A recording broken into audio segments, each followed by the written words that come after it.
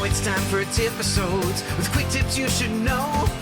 Techniques you can implement into your workflow right here on A Tale, oh yeah, A Tale of Two Hygienists.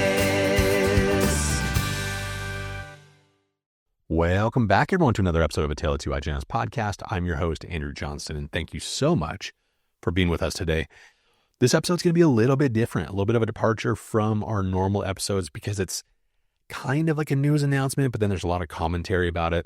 But I think it's very important. I think it's my main goal at the end of this is to maybe help you see this announcement in a different light, probably a light that you wouldn't expect out of me, especially based on recent episodes. And if you're listening to this episode, then likely you already saw the title. But last weekend, the news broke that the ADHA inked a partnership with GoTu, which is a company that focuses on matching dental offices to available dental professionals and vice versa. Doesn't really sound like that big of a deal, right? But GoTu's primary method of compensating dental hygienists is as a 1099. GoTu even says on their website that, quote, "We stand by our belief that our independent contractor model is often the best way to connect dental offices with experienced dental professionals who choose to offer services through the GoTu platform. That is why we still offer the option to connect with workers as independent contractors in the majority of states." And if you're already ahead of me, then you can already see why social media went a little bit bonkers with this partnership announcement. Because we have been told a bajillion times by leaders of this profession not to accept 1099 classifications. And now the supposed authority for the profession joins hands with a company that not only uses 1099, but prefers it. I'm going to tell you guys, I'm here for it. I am so happy about this news. In a little bit, I'm going to kind of maybe explain to you why, in my opinion, this is probably the best decision that ADHA has made in a very long time. I don't think that they realize, maybe they do. I don't think they realize what a great decision this was. But before I do that, I want to calm your brain a little bit because likely if you're listening to this, you're probably feeling like you misunderstood the messaging this whole entire time. And honestly, one of my main concerns is that the new messaging that's going to come out from the association and its loyalists will be exactly that. A little bit of gaslighting, a little bit of, well, what we meant was X, Y, and Z. And if you didn't understand that that's what we meant, it's because you're not engaged. And if you're not attending your meetings, there's no way for that you would know exactly what we meant because it's nuanced. But everyone, it's not nuanced. You're not going crazy. Here's just a few of the publications and the association's comments on this over the last several years, just to confirm that you weren't crazy about all of this. So let's start off first with the official podcast of the ADHA, episode number 130. This is where the host, who's also a former ADHA president, interviews Joe Fogg with On Diem. On Diem, if you're not familiar with them, it's a temporary placement service as well, but they only offer W-2 employment. The title of this episode was The Truth About 1099s in Dentistry. And as you can imagine, the conversation eventually turns into the classification of a dental hygienist, when both host and guest clearly claiming that hygienists can't be 1099s. Honestly, it's a really great episode. There are some very valuable takeaways about the things that are going to be protecting hygienists in the workplace, things that we need to be aware of and consider. So go actually give this episode a listen. But the messaging was very clear on the association's stance for 1099s. Then the ADA posted this convoluted gem stating, ultimately, understanding the nuances between 1099 and W-2 work classifications can be complicated for both workers and practice owners alike. Thus, it is important to carefully consider a state and federal laws surrounding these issues and get legal advice to ensure that workers are properly classified. ADA Member Advantage endorses stint for short and long-term dental staffing. Every stint professional is a W-2 employee, so practice owners don't need to worry about misclassification. So take from that what you will, but yeah, I mean, they were walking the line pretty carefully there. Then we have statements that were published by the Colorado Dental Association in 2019. It's kind of a longer statement, but essentially says that temporary hygienists should be W-2. The ADHA has a social media post from December 2024. Dental hygienist, is your pay classified correctly?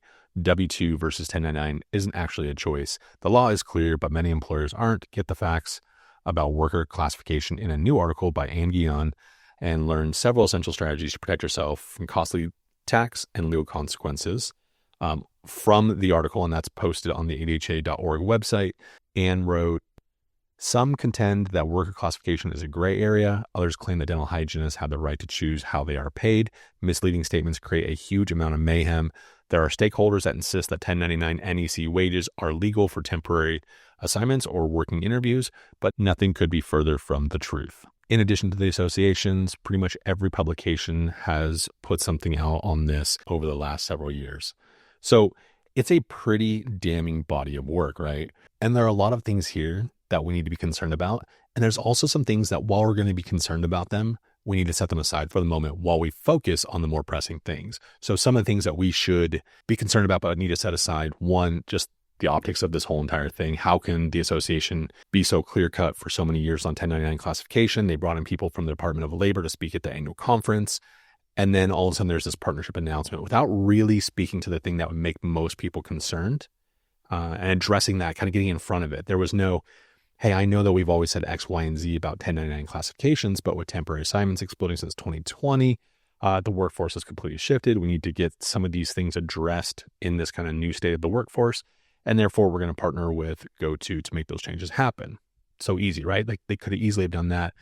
Instead, they put in the press release that they want to partner with GoTo to focus on, quote, mental health, professional growth, and practice mobility. Interesting.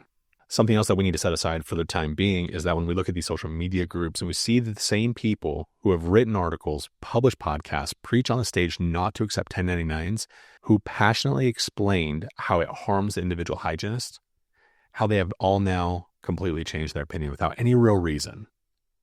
We should really be concerned with that. Why did they change their opinion? And we should also be concerned with who's making these types of decisions, because it seems like so far, many of the hygienists are against this, but they made the decision anyway. But again, for the time being, these things that are making most of us very frustrated, we have to set them aside and fight them another day, because I think we should be more concerned that we have continued to be put in a box by people who do not understand what we do, who have written policy and in some cases statutes without thinking about our profession and how it impacts us and the public that we serve. The IRS couldn't possibly understand the relationships between us, the dental offices, and the patients. But they and other governmental agencies are writing the rules on this, and that is really concerning. And that is why this was the right choice to align with GoTo. So I'm going to step out on a limb here a little bit and tell you, one, I really do hate the classifications of dental hygienists as it stands now. As the topic of 1099 versus W-2 was really heating up, I slowly started backing away from those conversations because I wanted the hygienists to get what they needed to get. I am so pro-hygienist. If a hygienist was in an area and it was really hard to find permanent work and the only thing that they could do to feed their family was find 1099 employment, go get it.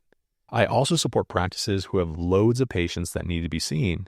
And if all the practices could find was someone who wanted 1099 employment, my drive to make the public healthier by placing a 1099 employee there outperformed all of the other reasons that the ADHA and others told us that we can't work as 1099s. And I think that most of us feel that same way. So yeah, I hate the classifications. I hate the verbiage. I hate how limiting it is. I hate how ambiguous certain parts of it are. I hate that we're controlled by legislative bodies that do not understand what we do and how truly we should be in a class all unto ourselves. I hate that we all know that something should have been changed long ago in this respect, and it still hasn't. Something that could have given us the best parts of a W-2 and the best parts of a 1099, also for dental offices to have these same benefits, but that something could have been done a long time ago to create this new classification and put us in that category. And so, yeah, I see this as a huge opportunity for both parties, ADHA and GoTo, if they choose to take on this battle. We have a chance to leverage this whole entire conversation on 1099 and W-2 and push for professional autonomy, which would give us a chance to make all of the changes that we need to make in our profession. Just look around.